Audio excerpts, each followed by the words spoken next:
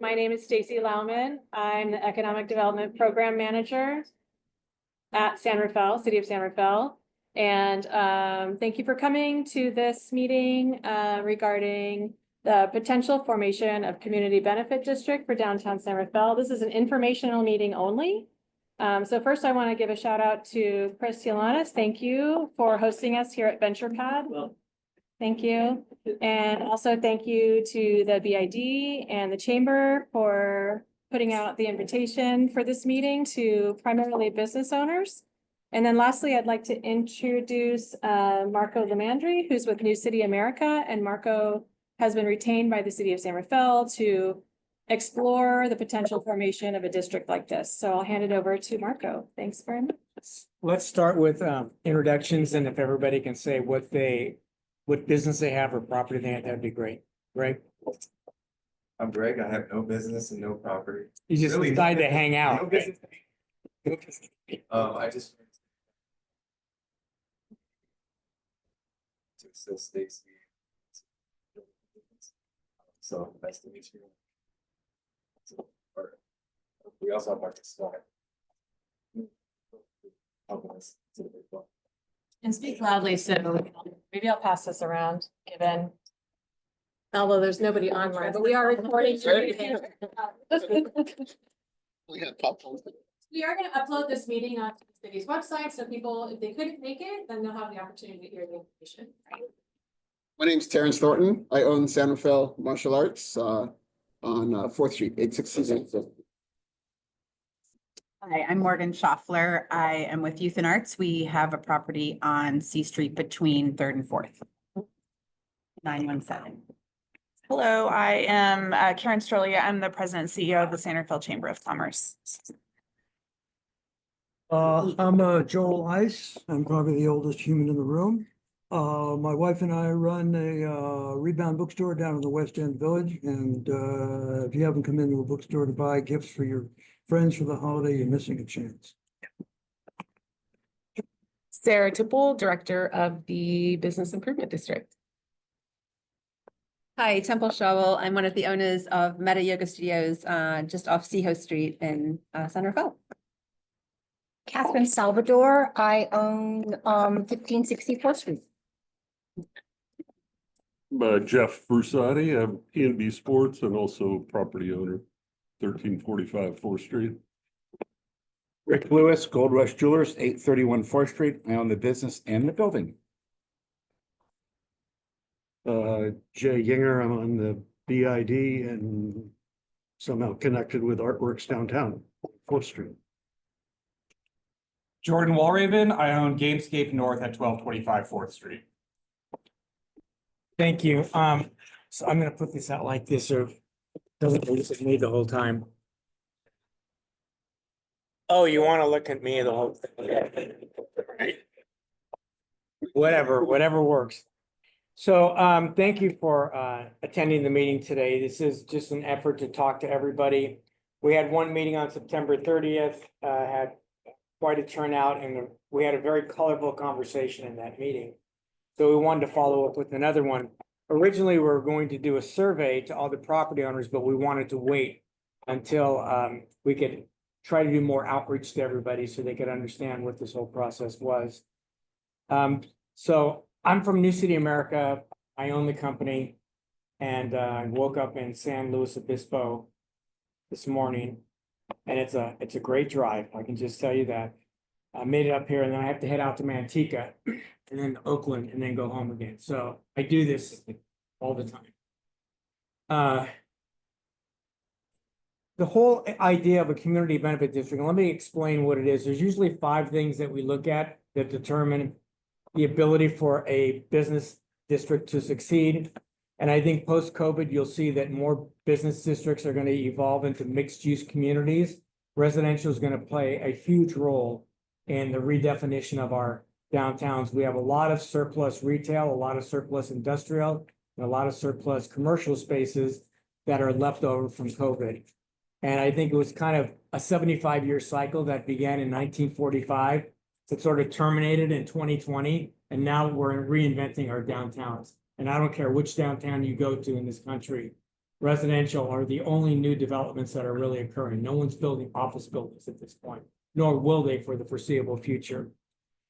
A lot of experience in the Bay Area. We formed 98 of these districts, and we did 12 in San Francisco, 11 in Oakland, and a few throughout the Central Valley, and then a lot in the East Bay. So this is what I do for a living. If you've ever been to San Diego, there's a district called the Little Italy District in downtown San Diego. We've run and managed that district since 1996. So we know all the ins and outs of dealing with homelessness, dealing with going through COVID, forced government shutdowns on lockdowns on that impacted everybody in the state of California, all throughout the country. So the question then becomes, how do you take your business district that you have incredible, and I would tell you, I go through a lot of business districts. You have a really attractive business district. And I know that it's older than a lot of other business districts that I've been working in, but it's historic and it's got great architecture. It's got great walkability. It's got great landscaping. And the question is, how do you ignite it? Everything about this, when it gets right down to it, is about creating demand. And I would tell people at the beginning of any meeting, if you have too much business, then you should not do this. But if you believe that there's greater potential for additional sales, no matter what you do, then this becomes something that you want to look at. There are 5 things that I've looked at over the years to figure out what are the key elements to make something work. First would be a place. And do you have an identifiable place? And yes, you do. Downtown San Rafael is the largest downtown in this area. And probably it's the core of Marin County. But I think in talking to Stacy and Micah and others in the city, it seems as though there are people in San Rafael that aren't spending money in the downtown. They're going to other areas to spend money. And that's a problem. So the question is, how do you reverse that?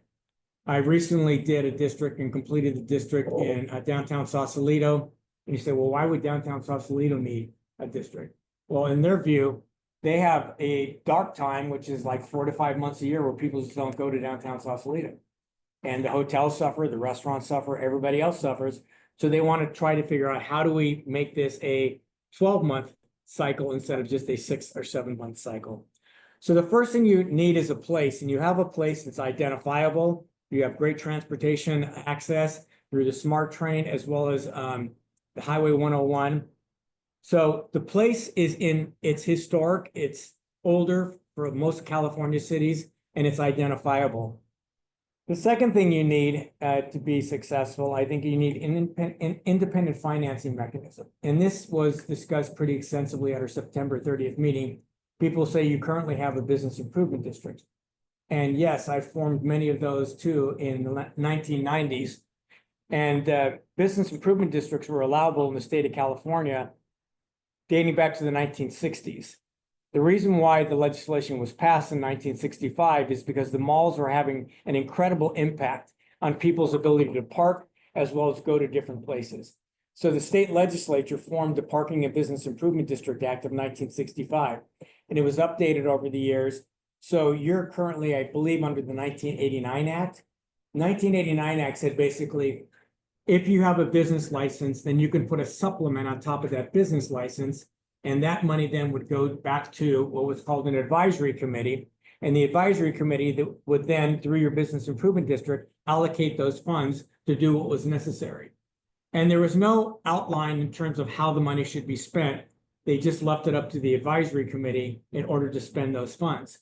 So if I'm not mistaken, I think you're generating 60, 70,000, something like that. Very difficult to do anything in a town this large with $60,000 or $70,000.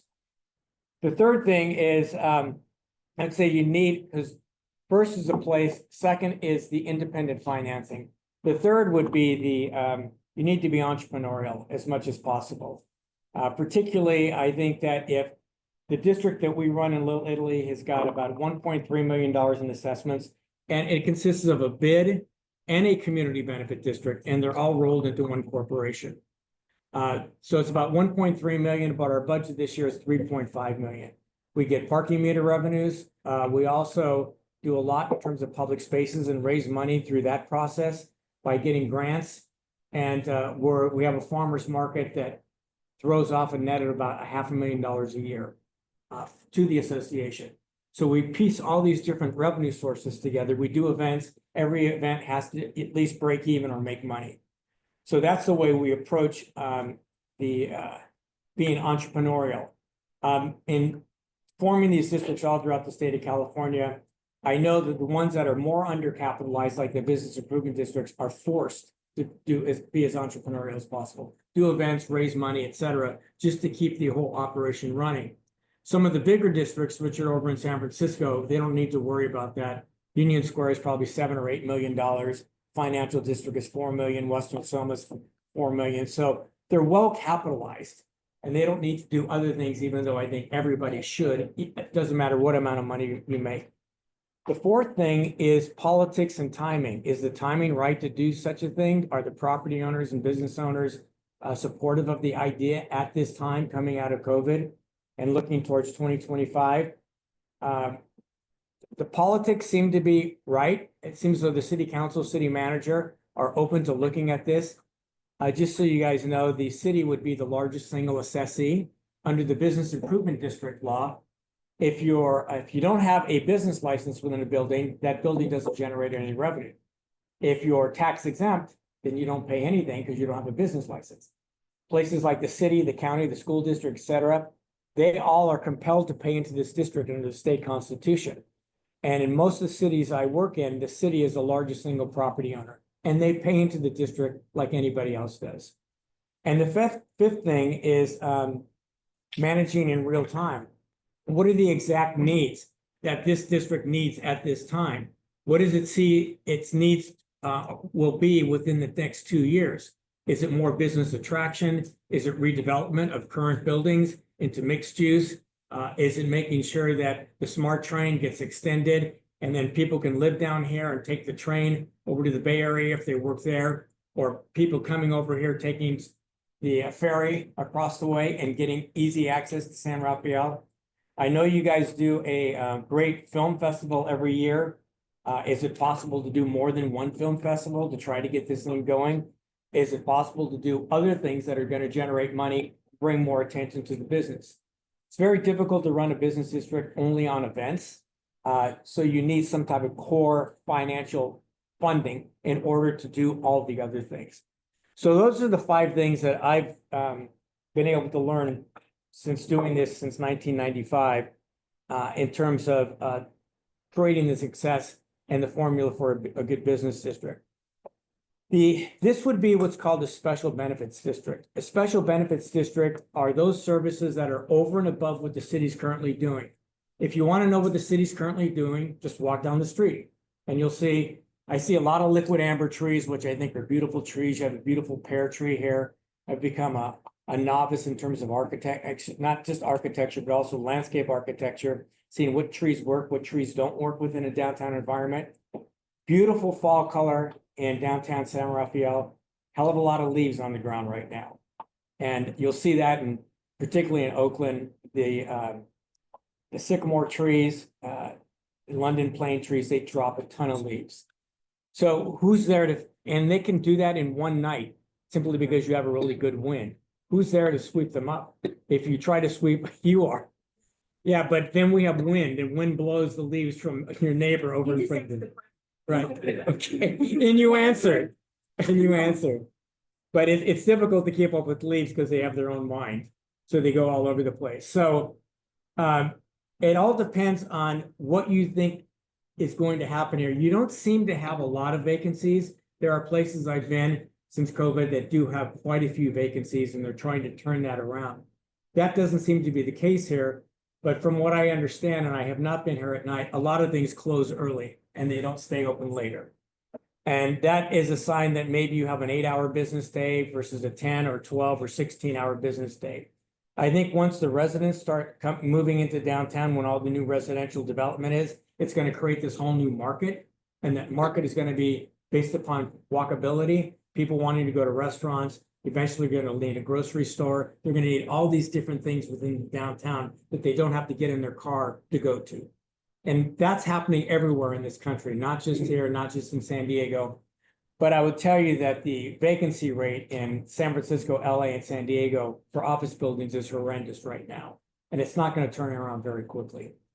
So you're not going to become an office center. You do have one large office building about a block away from here. I think it's where Bank of America is.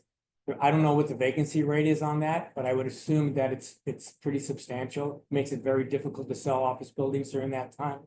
But the whole point of the district is to do things over and above what the city is doing. If the city's emptying the trash, then you don't have to do supplemental funding to do that. If the city's trimming the trees, you don't have to do that. If the city's taking care of their leaves in the street, you don't have to do that.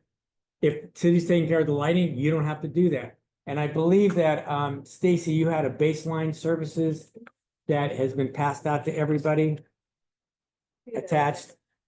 Yeah, that's on page 2. You can take a look at what the city is currently doing. It'll say City of San Rafael Downtown Maintenance Services. They're doing trash collection 6 days a week. And some people would say, well, yeah, I pay taxes. I expect that. I would tell you that in Little Italy, downtown San Diego, we have 150 trash cans. The city of San Diego doesn't pick up one. They don't pick up trash. They don't trim trees. They certainly don't break leaves. And so different cities have different levels of what's called general benefits. So you can see the city is at least picking up the trash 6 days a week. They have sidewalk washing. You can see from Lincoln to D 3 to 4 times, 3 to 4 months at each intersection, and the Court Plaza once a month. Sidewalk shaving every other year, graffiti renovation, removal on public property. On private property, it's a responsibility of the property owner. Tree trimming is needed, street light repair is needed, signage repair is needed, event support, including barricade, traffic signage, delivery is needed. And then what we'd like to see, or what you would normally say, is the city doesn't work on demand creation. So what I mean by demand creation is, are property owners looking at this area and saying this property is available and it's a reasonable price and it's easy to do development in downtown San Rafael. So let's look at doing some mixed use development. And Stacy, I'm not sure if you would know at the top of your head, but I know there's a number of developments that are planned for mixed use in downtown. Do you know how many units that might include? There are at least 300. 300, and what's the timeline on those? 7. Okay, so you will have this downtown population, 300 units if you put, yes? 7. Yeah. What is the city doing? Support those kinds of changes. For what you're suggesting.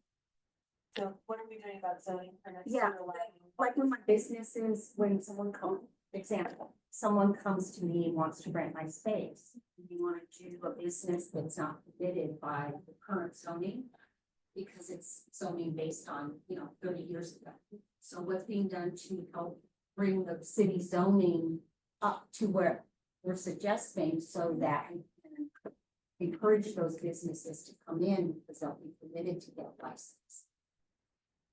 So we have a new downtown precise. That was adopted years ago, but maybe we can continue on it. Yeah, my understanding is our colleagues in the planning division are doing a comprehensive update of the zoning code this next year. But if you have like a specific use, or if others have like uses in mind that you want to encourage or you think may not be allowed currently, please let us know so we can make sure that we can make that change. Shout in there. Do you have an example? Like, If it's not a specific kind of retail, it's not a specific kind of business that's selling a certain kind of product, it's like you have to kind of like skirt what it is, so that, for example, you have a business that doesn't fit the zoning, so you'll do something else kind of in the corner of your space so that you squeeze into what the zoning permits, like even not part of the art law. It's really difficult to navigate, so I'm just hoping that would be something that happens in tandem. Thank you for bringing that up. And I will say, I'll make a plug right now for our division, which is the Economic Development Division in the Planning Department. One of our programs is the San Rafael Go program, which is sort of a ombudsperson to help businesses that want to move through the city's process do that effectively. So we're helping, somebody can call my desk and help make sure they get to the right people if they have questions or help navigate some of the questions that are barriers to getting. So, okay, so that's around permitting, because we, our studio currently is on Simcoe Street, and we're applying to move, we're already working on moving to a space that's, right, the old middle store was on 4th Street, on the corner of Simcoe. And so we're in the process of, but we got permits, it took a while, but then we had another visit, and they said, actually, there were more changes we had to make, so and that's been quite a long process for us, and so, yeah, we really want to invest in the downtown, it's going, but it's costing us, and it's taking a lot of time, so would we come to you and just say, okay, this is why we're running into a obstacle? Yes. Okay, great, that helps us. Yes. So, be the person we would talk to you about. Like me, I could see. Perfect, okay, great. Yes, and that was helpful, that's what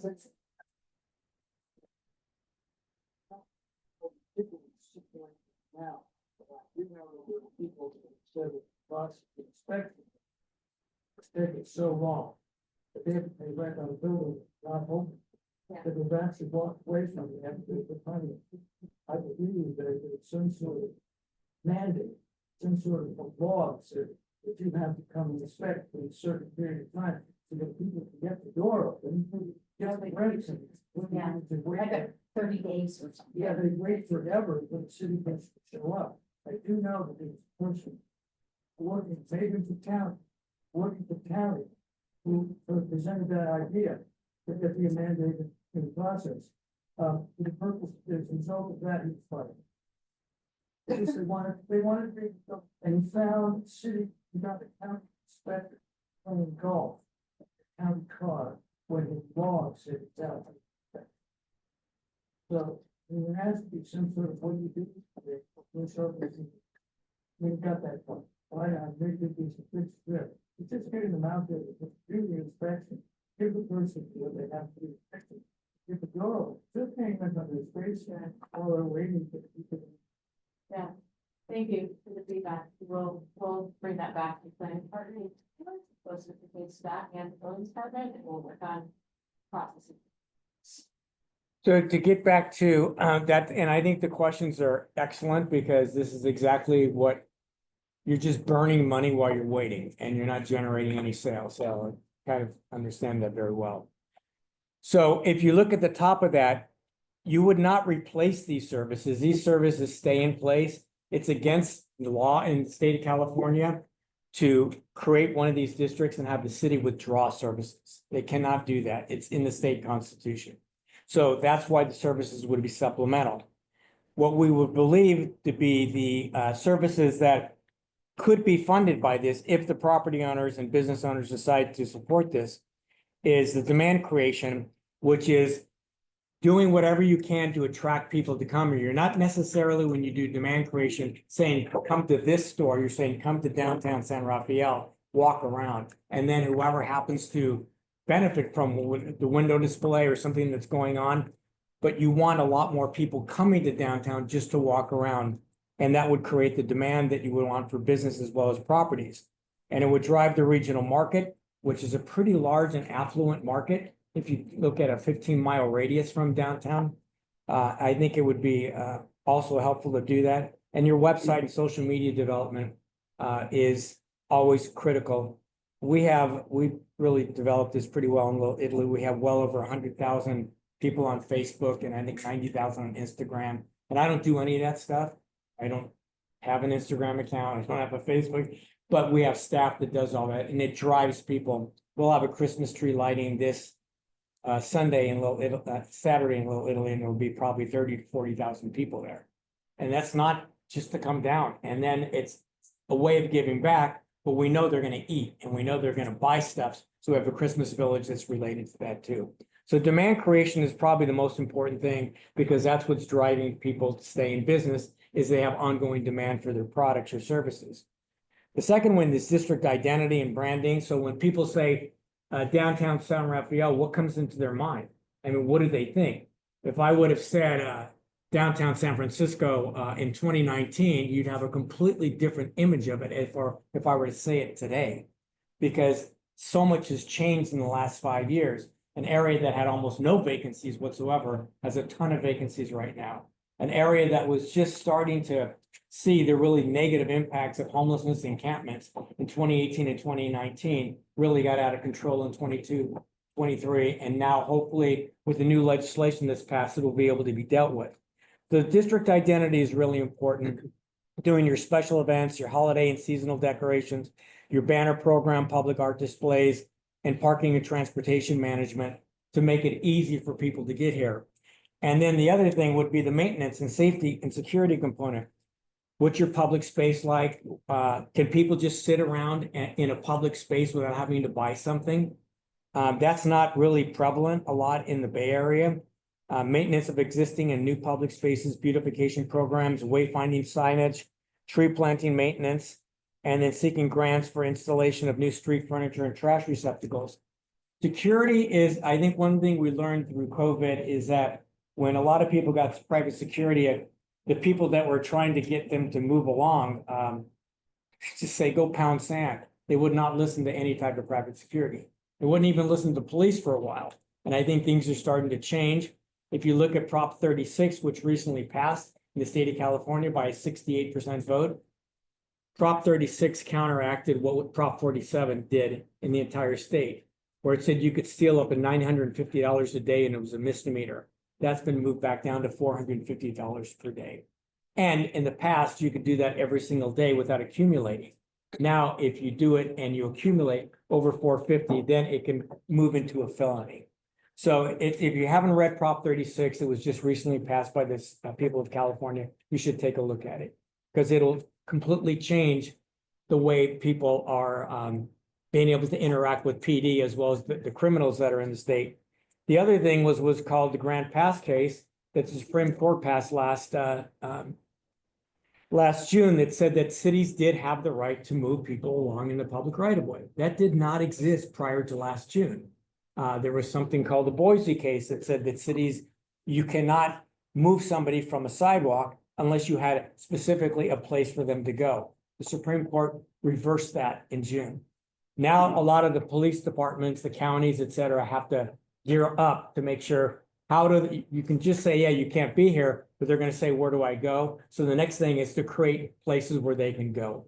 In San Diego, they created a lot of empty lots and they gave people that said, get rid of your tent. We'll give you a tent in this area right next to Balboa Park. We'll do wraparound services. It's worked pretty well. They were immediately able to get about 300 people off the street. There were about 1,000 encamping in downtown San Diego. But now that there was a place for them to go, they were able to move them up to that place. And it's had a pretty positive effect. Those are all the different things that you say, well, that's not my job. It's the city's job or the county's job. Yeah, that's right. It is the city's and county's job to do that. But they also need eyes and ears on the street to see where the encampment problems are. The different individuals that might come in and create havoc, and they might go to Terrence's, his not his store, but his karate. Is it karate or Kung Fu. Pardon me? Kung Fu. Kung Fu. They might go there and start hanging out, and the guy just bugs them. So what we're using now is what's called civil stay away orders. So if the guy comes up and he won't leave, you can file a report, take it to a judge. A judge can say he has to stay 300 feet from your business or from you as a person. If they violate that, they're violating a court order and they can be arrested immediately. These are all the tools that you have to look at because California has swung so far one way, it's starting to swing back the other way at this point. And I say that as a native Californian. I was born and raised in San Diego, so no one's going to say that I don't understand the state of California because I do. But I know that there were so many ridiculous acts that were passed in the last 10 years that have really negatively affected businesses. And we're heading into a much slower time, I think, in 2025 and 2026. So how do you, especially during this slowdown period, try to get things going again? You know that whoever you voted for, it's your choice. But I think that California, that received a lot of money in the last 4 years, is not going to get that same amount of money. And I think every city is really going to be suffering as well as the counties. But this was inevitable. ARPA money wasn't going to last forever, and it's all run out, and there's no more money that's going to be distributed. In fact, there are people that are looking at cutting things.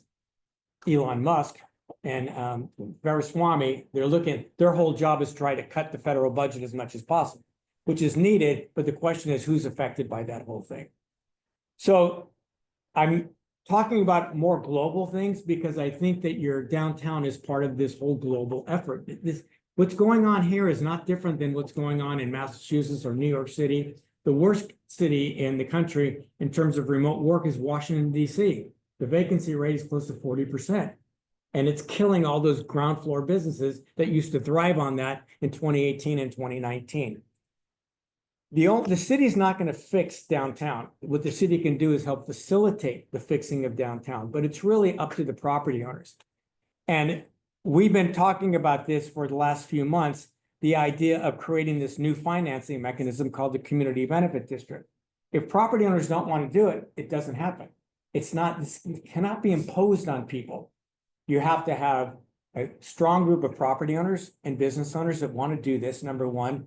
Number two, if they want to do it, then you have to write a plan and shows what services will be funded and how much will it cost each property owner. Number three, you have to do a petition in order to ask the city to mail out ballots. And then that process is once you hit a petition threshold. And the last thing, it's a balloting process for the property owners. They can ballot, and even though the city might say, yeah, this is a great thing, and we're going to use our balloting power as a city, it can be turned down if the majority of property owners by dollar amount don't want to do it. So there's a lot of steps involved in this thing. We've had somewhat of a slow start here. I told you I was working in San Luis Obispo, and there seemed to be a lot of basic support. But when we did a survey, we found out a lot of people who didn't necessarily live within the city said, "Oh no, we don't like that." But they're not in downtown San Luis Obispo to see what's going on a daily basis. So we're having a large meeting of property owners at the beginning of January. Say, this is what's going on. This is what the whole point of this thing is. It's a financing mechanism that would be run by business and property owners themselves through a current organization, nonprofit, or a new nonprofit organization that would oversee all these things. The city doesn't control the money. The property owners and business owners control it through their own corporation. So that's the overview of it. And all we're doing right now is doing the investigation. Nothing is set in stone. No one has said, yeah, this is going to happen, because if property owners don't embrace it, and we had, as I had mentioned, on September 30th, we had a very colorful meeting, which a lot of property owners were saying, no, that's the city's job. No, I pay property taxes.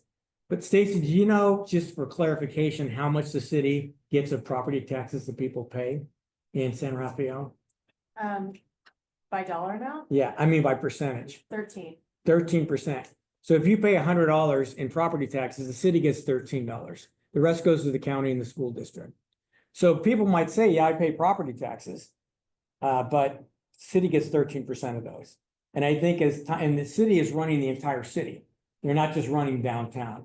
So if downtown wanted to do this, and originally we were looking at the other side of the freeway and going over into the seaside development. Stacy, what's the name of that development again? The mall? Yeah.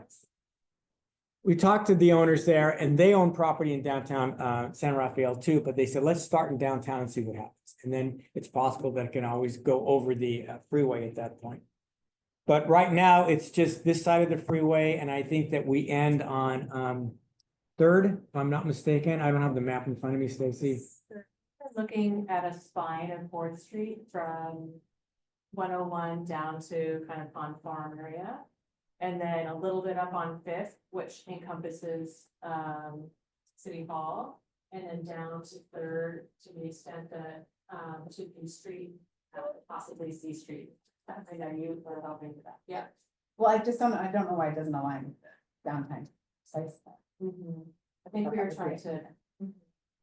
The downtown precise plan is a larger area, and so we were trying to really focus on the spine of 4th Street and also capture some of the city-owned properties that are not. And the city, as you know, sometimes the city will allocate funds year to year based upon the budget. If this is an assessment district and the city is part of that assessment district, they don't have that option. They pay just like any other property owner pays. Doesn't matter if you have a budget crisis, they're still compelled to pay. Because they approved the plan that said that they were paying into the district and they approved the budget that was there. So again, the simplest way to put this is a financing mechanism that would be controlled at the local level by business and property owners in downtown. And then you would have a menu of what you would do based upon survey results that say, is homelessness the biggest problem? Is cleanliness the biggest problem? Is district identity and marketing promotion the biggest issue? Doing events. So the property owners and business owners would weigh in and say, these are what we think the priorities are. And then we'd take that, put that into a budget, and then take it and spread it among all the properties. And then each property owner would know exactly what they'd have to pay, and they'd be able to see what services they would be getting. So that's the stage we're in right now. We're in an investigation phase, and I'm trying to do as many Zoom calls as possible with Stacy and Micah. Work with the city on this, and this is the second public meeting that we've had regarding this issue. Did you say, is it kind of like property tax list? No, because of Prop 13 in California, it's not, I think they put Sausalito here. I applied this to this district at what our current, and it's way over what I think you need to really get the ball rolling. So these are just examples. It doesn't mean, like, Sausalito is a very small downtown, so they needed to make their rates high. Downtown Santa Barbara is pretty big, but they had real needs that they wanted, so they have a $2.2 million budget. Sausalito's got about 240,000 or something like that. I think to make the impact, the question becomes, why would you set up a district that didn't have enough money? Because then you wouldn't solve any problem. So you want it, there's this balance between paying enough to make an impact and not overburdening the property owners. And there's a balance there somewhere. And you'll never get to a balloting phase if the property owners say, I don't want to do this. This is way too high. So the petition and the plan needs to reflect what the majority of property owners think is reasonable and will make an impact. So at least in my mind, I think the minimum, because you have, when you look at all the data, and the data is pretty large. Right now, you have like $2.2 million in building square footage in downtown, about 2.4 million in lot size, and 92,000 linear feet. That's a long area. And what you normally do, to get to your question, is you would assign a building square footage assessment, a lot size assessment, and a frontage assessment. You roll all those up, and that's what what's called their weight is. So for example, I use Greg as an example. If Greg's paying $2,000 a year and I'm paying $1,000 a year, he has twice the vote I do. That's just the way the Constitution is written. So it's not based upon assessed valuation, because Prop 13 changes all assessed valuations for when someone buys the property. So it's it could be just, lot size, building square footage, or it could be linear frontage and building square footage, but it always has to have a building square footage factor, because if someone takes an empty lot and they build a 10-story building on it and it's now residential, and most of those people have dogs, you have to do something to mitigate those people and their dogs. Otherwise, the dogs are going to do what dogs do in the public right of way. So I would work with whoever the steering committee turns out to be, and just say, here's option 1, option 2, option 3. What do you guys think? And they might say, we don't like any of these. Give me an option 4. And I would mix those up and then present it back to it. Yes. The question, you said you have $2,000, if you have $1,000 of value, it's twice. It's not value, it's Well, no, assessment. but yeah, but so you have twice the voting power to do what? Determine how the money is spent? No, to determine whether the district is passed or not, because so you need, normally, at least you're a charter city and would be working on, you need 30, let's say the budget for the sake of argument is $800,000 for all of downtown. You'd need $240,000 in assessments, people to sign those petitions, and that triggers a balloting. And then once the balloting occurs, you need the majority of assessments by dollar amount to be supportive of the district versus opposed to the district. Yeah. In the last map you showed, you had included PG&E. Is that still the case? I don't have the map in front of me, right? No? So PG is out of the second. Are you talking about the big, that lot? Yes. Down there? Yes, and PG had a very strong voting power based off of their lot size. No, So- that's removed. Is there a way we can see an updated map? Yes, Also, I'll need to pull that up. What's the city's percentage? What's their weighted value? We don't know because we don't have any assessment. We have. No, but what's their voting power? Their voting power is based upon their linear frontage lot and building square footage, and I don't know what that is relative to the overall district. There's no idea yet? it should be on the map. No, because we don't have any numbers, so we don't know what their amount. I would tell you, I think it's between 10 and 15%. That's my gut. That's what, because they're pretty big. They have a lot of building square footage. They have a ton of frontage and a lot of lot size. But this is a pretty big area. And again, if you look at 92,000 linear feet, you know, that's well over, that's almost 20 miles of linear frontage. So that's a lot to take care of, because what people really experience in downtown is curb to property. But the city would probably be the largest property owner in this. What's weighted in favor to begin with? Pardon me? It sounds weighted in their favor to begin with. Well, I've done, I Sausalito, if I'm not mistaken, the city used their weight in order to trigger the balloting, but then they sat out of the ballot. They didn't return a ballot. They let the private property owners make that determination. So I have not heard in anything working with the city says, we're gonna force this thing through. I think the city wants to do whatever the property owners and business owners want to do in downtown. So are the cities, responsible to pay their fair share according to whatever is mandated or voted on? Where does the city get the money? General fund. Well, what if our general fund doesn't have that kind of funds? The city will have to make that determination. I mean, if it gets to the point where every city, San Diego, for example, San Diego's got a $93 million deficit this year. They're expecting a $180 million deficit next year. Yeah. They know they still have to pay for stuff. So they're just gonna have to figure out what they pay for. Are they gonna fully fund their pension obligations?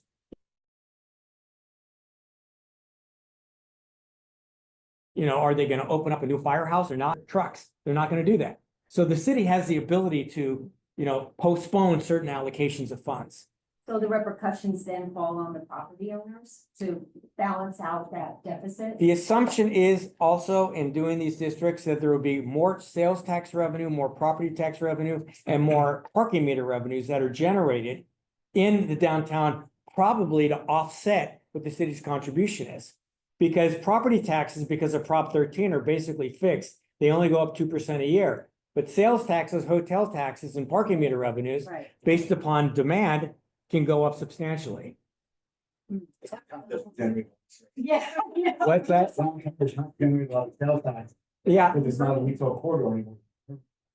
And I think, though, that once you get more restaurants in downtown and it turns that corner when residents are living here, it will be, I'd love to see your sales tax numbers over the last 10 years. It would be really enlightening to see that. It'd be good for all of you to see that.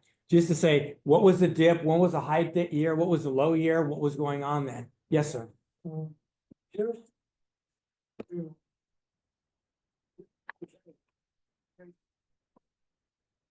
Definitely, wrench. And you said a couple of things, I like it, just kind of throw it in. It seems to me, you said that downtown Centerville is not hurting that much in terms of property. I mean, vacancies. Yeah, I said I haven't seen a lot of vacancies. If this, and this is not accusatory, I'm just describing these things in a certain, it's also a consequence. If I were a property owner and I was doing fine, but it was not a lot of vacancy, what would drive me to consider a new assessment? You probably wouldn't. You probably would say, a lot of people vote no.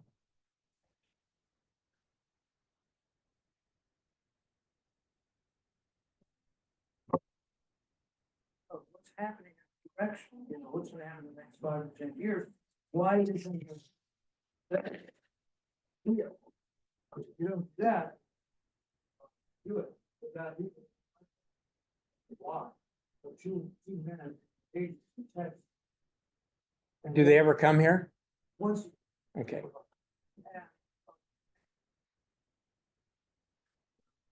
The building full. So they're gonna go, no. The other thing, all of that. So, somebody said to me, we're gonna want you to vote for more money. You want a greater assessment of property, but then you don't get to vote on how it gets spent. No, the plan articulates how it's going to be spent. And if you look at like,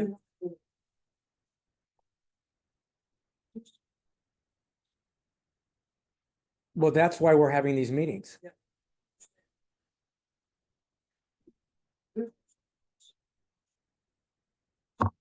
That it's not part of the process, how that money gets spent. I don't- I don't like it. Just a quick note, for all the business, we're the ones that are gonna end up paying for it, and we have no vote, because we are not the property owners. Because the reality is, any property owner clearly is going to pass this fee on to us. Not if they don't have, if they have vacancies, they're not going, there's no one to pass it through to. Well, you said earlier, empty property owners do not pay. Into the business improvement district, the current ones. So if you don't have a business license in that building, it's not, there's nothing to pay because you don't have a business license. That was my point. Okay, because, yeah, but I'm just pointing out, everyone here who doesn't own their building is going to be paying this fee. If they have triple net leases, you're correct, but some property owners have what's called gross leases and they don't have triple net. So it all depends what your lease says. I'm telling you, most of us are gonna pay for this, Right. and we have no vote. Then if you guys think it has no value, then you tell your property owner not to support it, right? No, I'm not saying it has no value, I'm just pointing out, But we then- have no vote. Then that's correct. I didn't write the Yeah. state constitution. It's in the state constitution. The Jarvis people wrote this law in 1996. So it's the property owners that vote, but if every tenant told a property owner, I can't pay this, it's gonna drive me out of business, don't do it, they'll vote no, because they're not gonna wanna lose a tenant. You guys have leverage in this whole process, Well, especially if you have property going out of owners that are business is in exactly Texas. leverage. Pretty weak leverage. Most Prop- businesses can't threaten to move on the drop of a hat. That's No. really not viable But- for any of us. Right. Right, I'm saying that if you guys think it has value, and let's say you have to spend $1,000 a year, but you get $9,000 in return by additional sales, by what's going on by your social media, your events, and the other thing is going on, you'll benefit. If you pay $1,000 a year and you're getting 500 back over the course of the year, then you don't benefit. Now, that's good. But well,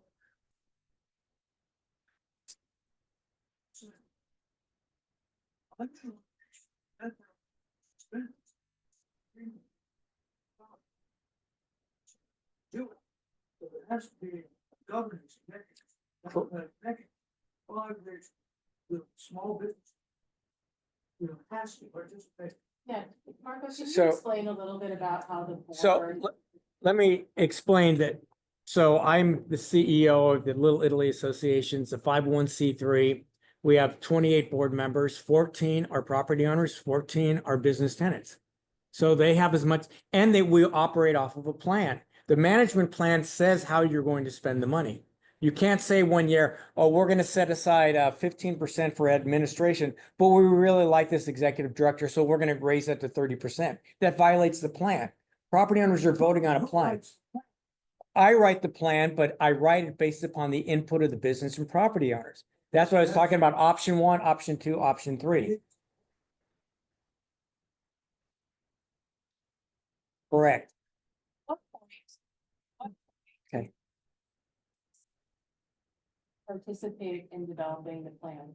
And if we've determined that there's enough support among the property owners to go forward and at least write a plan, then at that point, everybody we'd have meetings like this and say, okay, ask the bid to everybody, their members together at lunch or after work or whenever. And I say, this is what our preliminary plan says in terms of allocations, 60% is going to go for public rights of way improvements, sweeping, beautification, dealing with homelessness, anything from the curb to property line. 25% is going to go for district identity, social media events and things like that. 15% is going to go for admin. Someone's got to oversee this and run the thing. And then 5% is a contingency because not everybody pays their property taxes. That's why. It has to. Right, I have to try to do this simultaneously between business owners and property owners, right? But it's not as if it's property owners decide and I say, eat it, because now that's what they want. No, you guys have to give input on it too.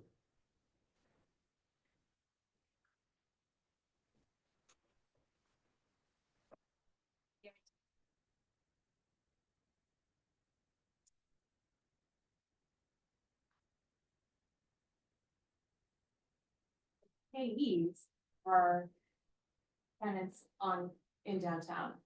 Under the scenario that Marco's talking about, business property owners and business tenants would be on the board of the CBID. The assessment is a tax that's attached to property tax, which the landowners pay and likely pass that on to the tenants. But the tenants have the potential to have a large board and a voice in that board. Right. In the initial formation and plan for how the money is to be spent. Is that correct? That's correct. One important factor, and I don't have the answer. That is the time and energy that it takes. Make the contact with these people to get them invested involved. Is a big one. How much time does Sarah have, for example, or whoever, to come into a business, and to say, this is what we want to do, this is how you get involved, and then come back and check with them. I mean, that's a big process. We've had Yeah. several executive directors for the BID who've been very hands-on. Europe, that was in the store pretty often years ago. It's that kind of contact that invests people. They have to know who you are. They're not, I think it's part of what the city or whoever does it says, here, look at the literal number of contact hours by really good, the exchange of talking, to other people to get them on board. That's I don't know what it looks like on paper, but I know it looks like on time to walk the street. I have a couple of what is the vacancy rate in Santa Fe right now? I couldn't tell you. I'll give you, last time I did my informal poll, I started my source force in D, Lincoln, Yeah. to the kitchen table, Okay, just yeah. past, in back of 22. 22%, okay. Yeah, and this is ground floor. Going to a unit. Units, Yeah. oh. Well, Yeah, that's it. I was curious about that, and then. Okay. Like- Gotcha. I didn't get that. And Sarah, what's the current PA? They range, there's no percentage, but it's on the website. So it's like street level, restaurant is the level, yeah, and the retail. So it's just a flat fee, it's not based on. For different- size. No, basically. Okay, so this all brings me to I wish we knew the vacancy rates, but what does he mean? I think what I'm trying to get is we all agree San Rafael needs to get better, it's all we all talk about, right? That's why we're all here, we love this city, but we think it needs to be better and attract more people and, be more vibrant, because we are all here to support that and care about it. But I guess my question is, if it's not this, then what is the answer? Because everybody complains about how terrible San Rafael is. I don't think it's terrible, but then it's if it's not this, then what? If it's not supporting this idea, then what's the idea? How do we make it better? Because it's not gonna magically get better. Right, you don't have a lot of options when it gets right down to it. The bid was one option that existed in the 60s, 70s, 80s, 90s. Then the legislation changed to allow property owners to pay assessments. But besides that, it's either that or it's the tin cup. When you go around door to door, as Joel was saying, and you try to talk to people and say, oh, I'm really busy, come back tomorrow. It could be for a really worthy cause, but that takes a lot of time and a lot of volunteer effort to do that. I've got a few. Just a couple observations here. We have a bid right now for the third cost of the job. We talked about the fees, so on that, the fees are not you know, consequently, it reflects a budget and whatnot, but, you know, use the merchant in your budget.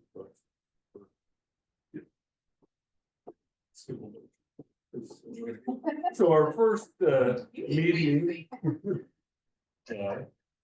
Our first meeting was property. The property owner, basic, the message was there. The city's not moved on right now, period. We're not gonna pay for additional things. Now here today, you know, I'm hearing, so now we're merchants, so what's it gonna cost us? Or say, we get a bit out of, it might be good if we got some real hard facts. Myself, I'm a little different, I am different, property, business owner, depending downtown. Do I have some of those same thoughts? Yes, but myself, I'm interested in my building and my tenant. There are two ways there. I want my tenant to occupy it, so. And two, I want my tenant to flourish.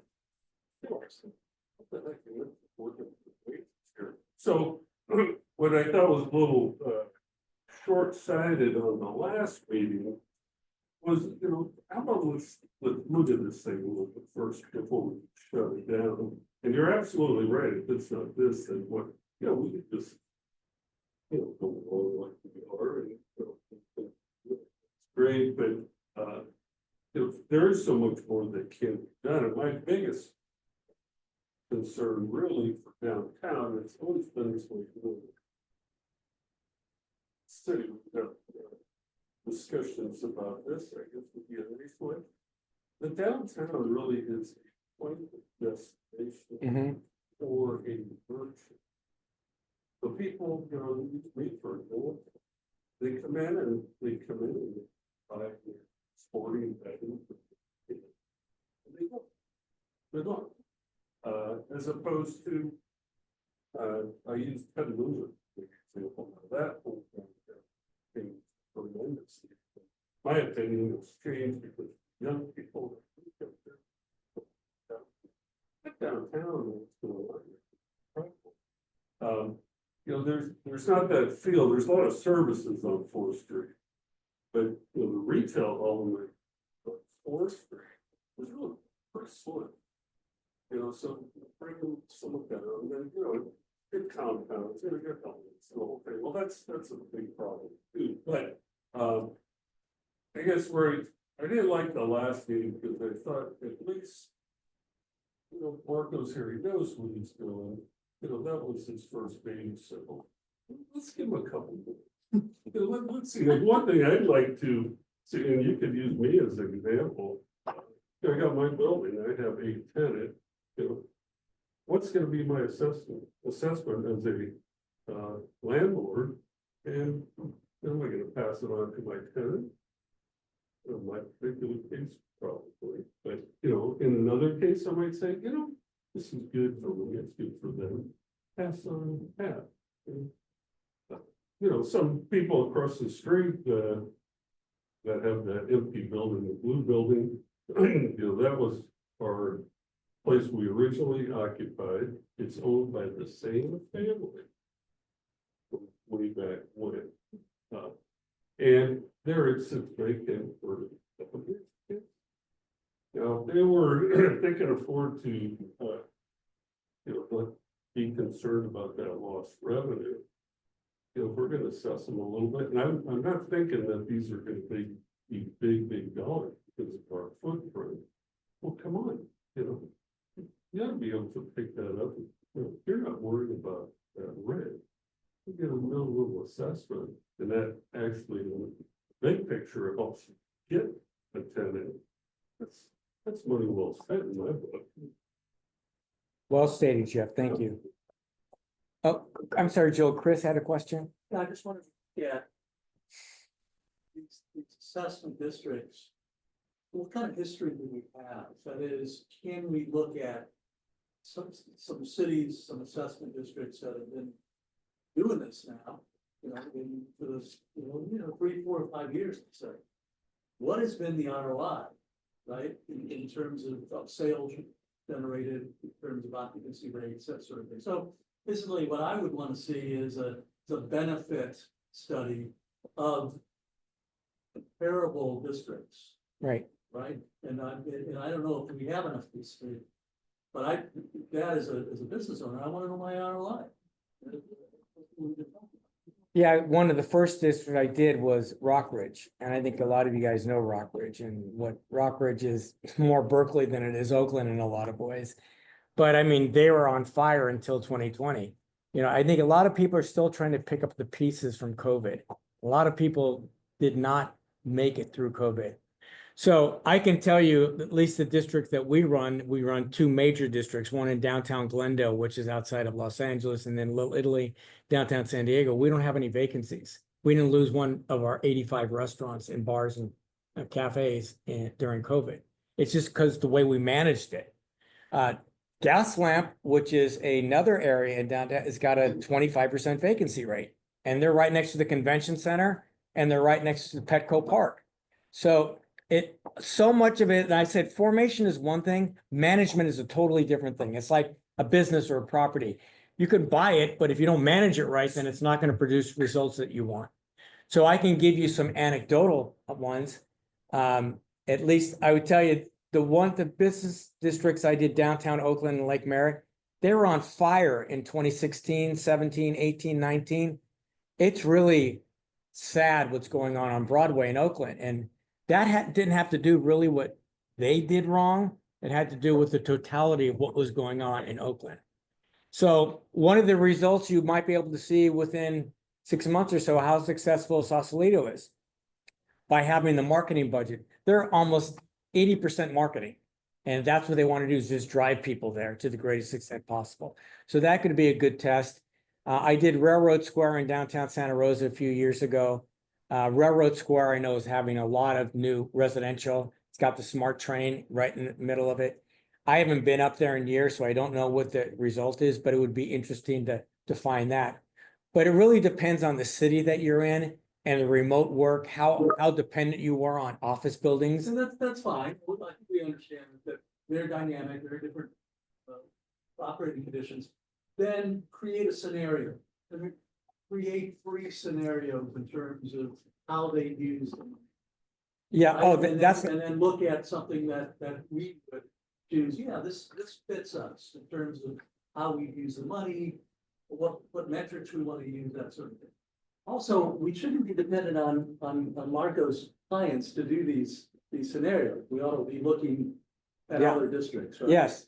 And you can just Google business improvement districts, or you can Google at International Downtown Association. It's IDA.org. It's a ton of information on that. And they have their annual conferences and everything, but they're always into clean and safe. I don't think your place is dirty. I don't see a lot of graffiti here. I don't see trash all over the ground. I think what you really need more than anything is marketing and promotion and creating demand so people are coming to this area, because then you'll attract the tenants that you want, and then the tenants will do their own tenant improvements. And I think that once you get a critical mass of restaurants and food facilities, it's going to drive a lot more people, because people are always driven by food. Joel?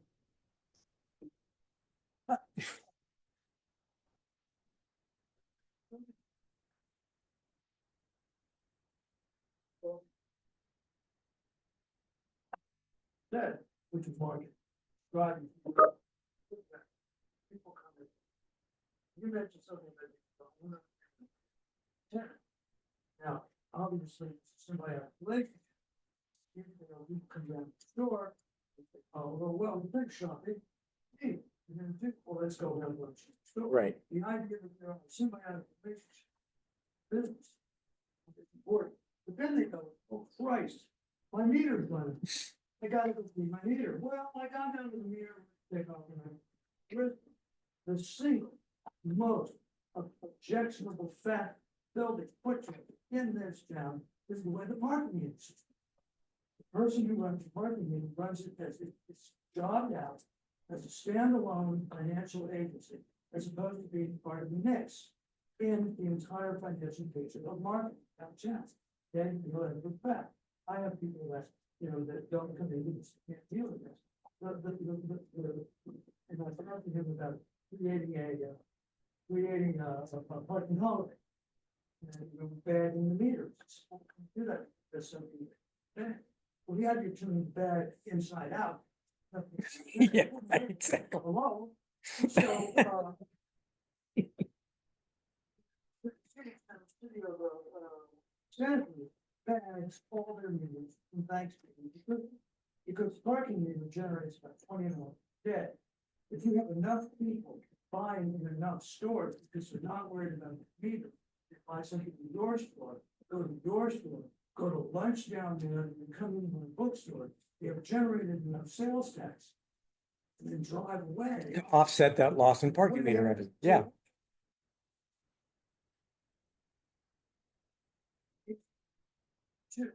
Possible, everyone will park. It's possible program, every single one of those parks, that it'll take a ticket, just like what happens.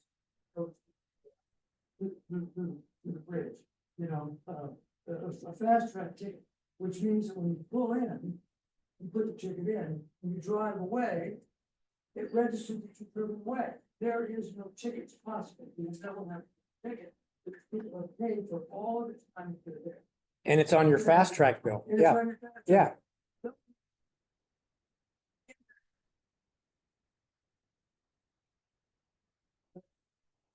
Talking about that. You're gonna try to set up, so that you get enough, needs the order to change. Not ask. The city requires. And I've talked about that. People about it. The point is, there will be no. They like the tickets. They like the tickets a lot. That's the whole bit. Yeah. The tickets are a feature, not a problem.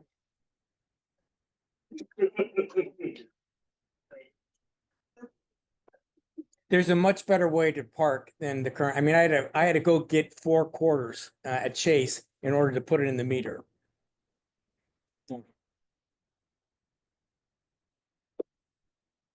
Yeah.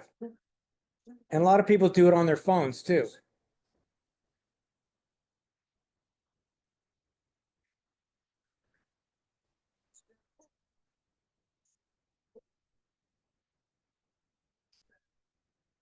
And you're in a much stronger position to do that as a corporation that has a solid budget. And then you can advocate or have your staff advocate to the city to try this method and looking at taking the parking meter revenues and upgrading it to the 21st century. No, they're controlled by the city. They're controlled by the city. That's the first thing. Doesn't mean. You mentioned earlier, 5%. As new cities that it takes, or. No, I So just what is formed new, the. what is new city? We usually take like 15% of homes in overall. But it depends how much money you generate. But it's not what it's charging. No, but we're not managing, we're just forming. So it's about 50, it's a continuous 15% fee throughout the life of the bid, or it's one market. I'm sorry. Yeah, so. Okay, let me ask, let me ask a question. I think you guys have raised a lot of really good issues. Do you think that the idea has validity? Let me ask you that. No?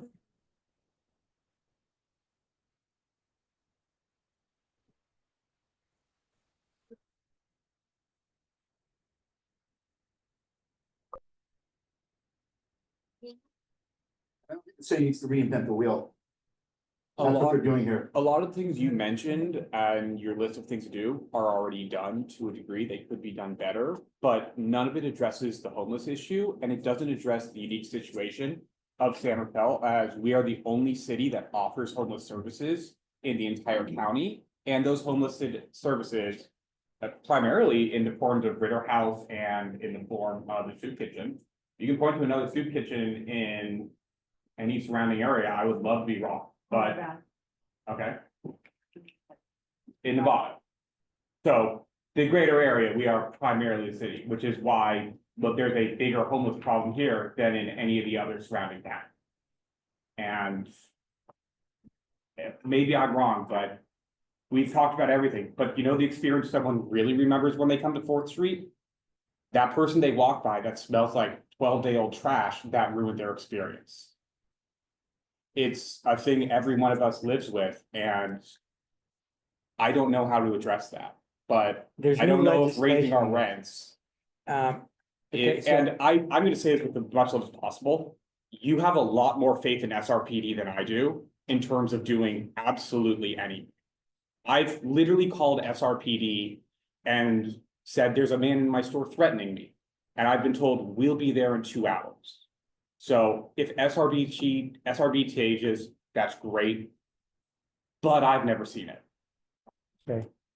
So what do people think it's worth having another meeting to discuss this, or do you think that this doesn't make any sense? To go to this point, the only question I ever get from business owners is how much is this gonna cost? That's really the only question I get, because we all know to Morgan's point too, is this will help, this will make Centerville better, it's gonna be amazing, all these things, it's just gonna be cost. But how much is it gonna cost? And how is that impacted to the business when it goes from property owner to the business? In examples, because you're professional, how did that go? I mean, how did it go in Sausalito and Little Italy, and did it go well? And did business owners pass the whole thing on? Did they do 50-50? It'd be so neat to see, like, hey guys, check this out, it's only gonna cost this much, and then this is how it's worked in the past, and this is the awesome success story, because that's what people keep asking me. So what I have to find out though is what the priority services are. If someone said security, that's much more expensive than marketing and promotion and social media. Yeah. So that's what I'm trying to find out right now is what people's main priorities are. And I get the homeless thing, but I think there's another channel to deal with that as compared to having property owners pay to mitigate that. That's really the county's responsibility. Question is, how do you pull money from the county in order to create that program to get people into a place where they're not sleeping on the sidewalks or the streets? I mean, we literally have a private security guard who does daily patrols, nightly patrols. I mean, we still have people sleep on our. Yeah, because they know Yeah. they're private security. Yeah, Terrence?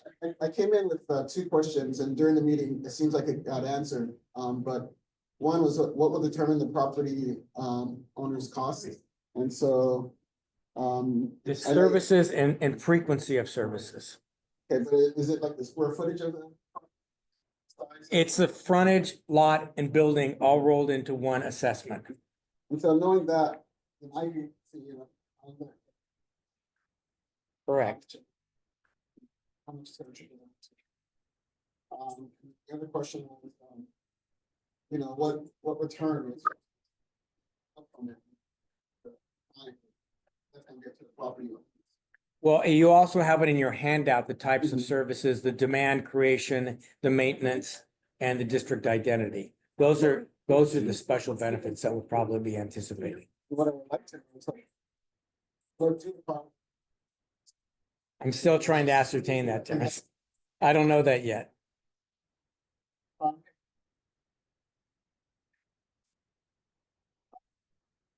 But know what they want. Sure. So, It makes sense. Maybe it doesn't, right? Okay. Okay, so,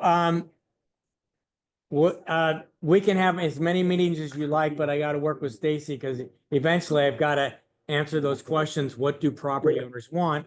Report, and what do businesses and residents want too?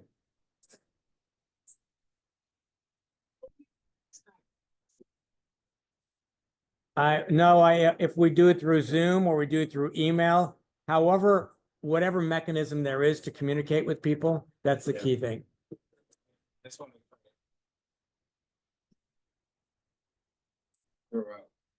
The process moving forward, so. Kind of called, piggybacking on your question. I'm wondering, I just following up from the update hearing, just some sort of process for people to submit questions and get answers. And then, you know, I think that would be probably helpful, but 5 suggestions I heard just to reflect back and maybe I'll keep up. is, clarify how the CVB government participates. Can you provide past examples and show the return on investment? Confirm downtown Centerville's vacancy rate, develop scenarios, so you can see a range of services and potential costs. And then considering new approaches to parking as an economic development strategy. But I'm sure there's a bunch more questions. So maybe we need to just establish a process where you can submit a list of questions and we can either post or recirculate answers. Because I think that might be a little bit more efficient than like a meeting where we're Marco's trying to guess what questions you have and you're waiting the whole time for your question to be answered. So I just want to throw that out there maybe as the next step.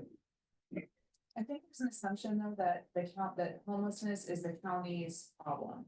And I think that can't be the right assumption around homelessness. I think it's really important that the city and the county work together to reconcile homelessness because each of those entities hold different parts of the responsibility to get people housed.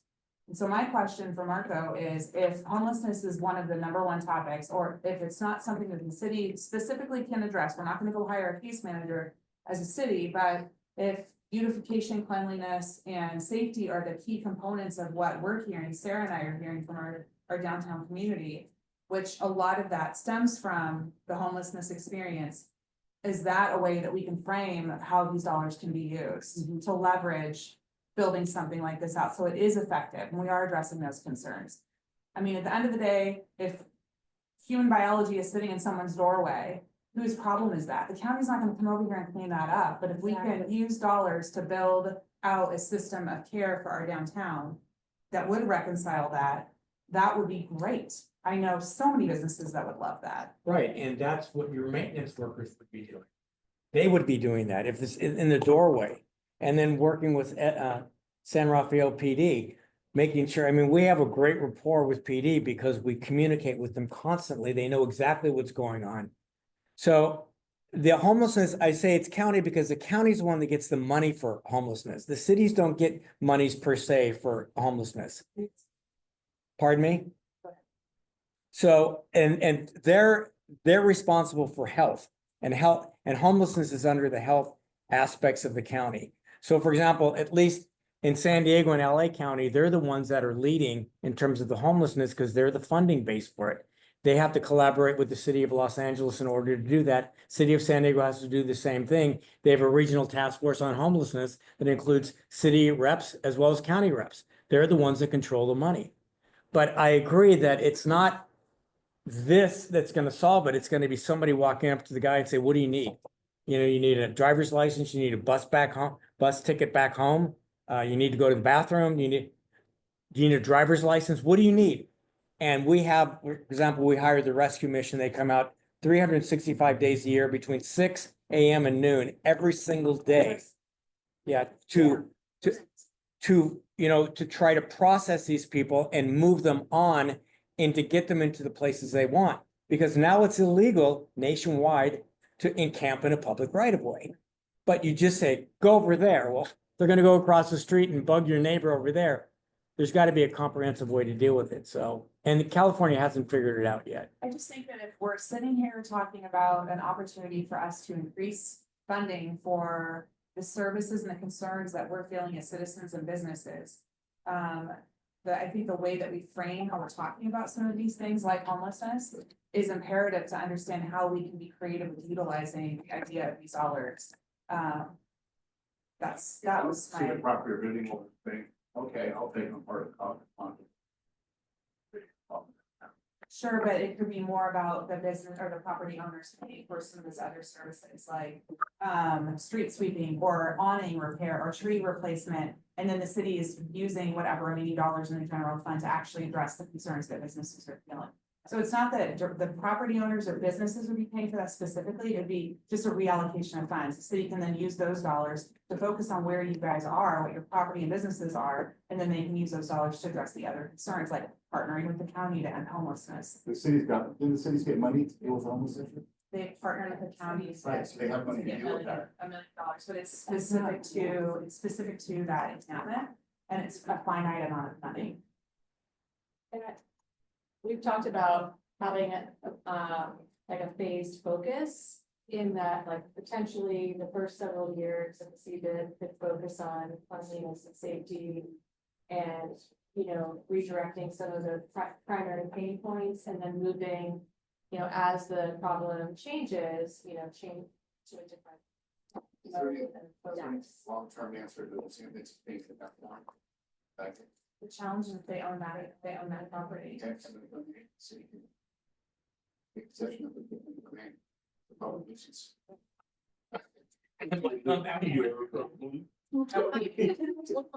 Yeah. Let's say we wanted to try, what would it take, and then we figured out, you know, 5 years in, it wasn't. Take it apart anyway. Well, so it, okay, so it is, okay, that was my question. Because obviously you guys have incentive to keep going. No. That you didn't think. Well, no, the districts, I want to have this question revoiced and then answered, because it's really important. I was wondering what it would take to, if we tried this out, and after 5 years, we look at it and go, boy, oh boy, we're burning money. What does it take to disillusion it? so there, you have a plan and the plan articulates how you expend the money, then it has to have a petition to get to a ballot. If it doesn't work, you have an annual period, a 60-day period every year to submit a petition for disestablishment. And the easiest thing to do would be to disestablish an unpopular assessment district, because it's not like the city imposes a sales tax or the voters do, but you control it. And if you do a petition, you send out the ballots and people say, no, we don't want this anymore, then it's done. And that would be a ballot to the property Only the owners. property owners, Cool. correct, right. But if the property owners weren't seeing Yeah, validity and their tenants were pissed off about it, they would say, take this thing out. so it's about as hard as it is to make. Yes, it's like the same way you create it is the way you take it apart. Except in the take it apart part, I could say to my tenant, okay, I'm gonna be able to reduce your rent, 80 cents per square foot a month, because that's what's gonna be no longer assessed to me. In fairness, you don't have to say anything to your tenant, we don't have a vote. But I'm just trying to give Of you course. an answer in Absolutely. dollars and cents. Absolutely. That's it, But to undo that assessment is probably more work right, than putting it Yes. on. but I'm just giving Yeah. you a number Okay. as a tenant. Of course, and it's a very good number. Yeah. You can always say do small numbers at the We end. did that. Function I'm a now, very easy creature. people will complain in the table, but they won't go to the action. And that's the same thing. It all boils down to that relationship, I agree. But at least knowing how it works. How many have you dissolved, or have you seen dissolved in your career? It's not dissolved, they have not been renewed. Oh, So usually it's a 5-year term. And I just, like Vallejo, I just tried to do Vallejo and renew it. This is the 3rd time and these people said, we're done. We don't want to do this. So also the Fillmore in San Francisco, they decided not to renew also. So it all depends on the property owners, the business. If they see validity, they want to renew it. If they don't see validity and value in it, they don't renew it. So it had to go back to a vote, No, if it gets renewed, it's termed out, it's done. but how's it get renewed? You have to start the whole process all over again. Every 5 years? No, every 5 years, or if you're a charter city, if it's done longer. I always try to set them up for a long time period, but for an annual out in case property owners don't think it has any value. So 3rd year, as you were saying, doesn't work, petition to take it out. But if it works, then keep it going. Otherwise, you have an artificial stop point and you have to go through the process of a whole new plan, a new petition and a new ballot. But the petition, take it out, it's not gonna happen, a lot of work. Versus if they sent out a renewal at a 3-year mark, 5-year mark to renew it, that would be a more palatable way. You can do that. I can set up the district for whatever term people want, but there's a lot of brain damage. Versus undo it, Yeah, it's very expensive to redo a district. then it makes it more palatable, people know that they have to say yes second time. And you can do it for 3 years. By doing it. Yeah. You can do it for whatever term you want.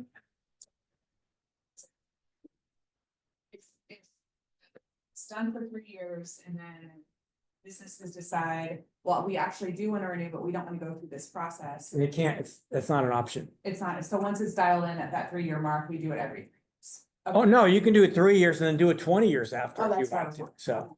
But we would be paying the fees, like. Yeah, it's not cheap to form one of these districts. It entails someone like me and then an assessment engineer and a balloting process.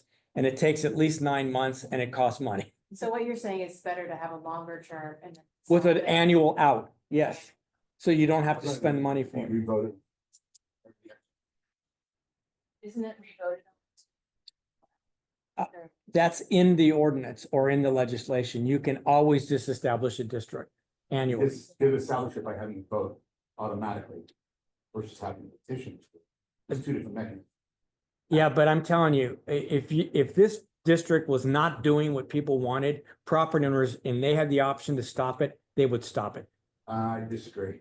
Well, People get lazy not to do it. They complain about the bid all day long. But when it comes time, with the renewal, there's a mechanism to undo it. No one ever shows up to the meeting. right, because that's a majority protest. It's a different process completely. It's not a balloting process. It's a majority protest. See, but they'd have to have a ballot to redo it. I would rather see a new ballot go out to be. It's whatever people want to do. You've mentioned a couple times, and I know it's gonna be unfair for me to ask you a number, but ballpark. You said it's very expensive to make one. Just ballpark number. What is that number? I charge over $90,000 to do it. So it'd be an incurable $90,000. Yeah. But you'd be contributing $1 million a year into the, from the assessment into it. Yeah, it's really up to whatever you guys want. If you have faith in the business and property owners here, you'll make it for a longer term. If you don't have faith in the business and property owners, then you might not.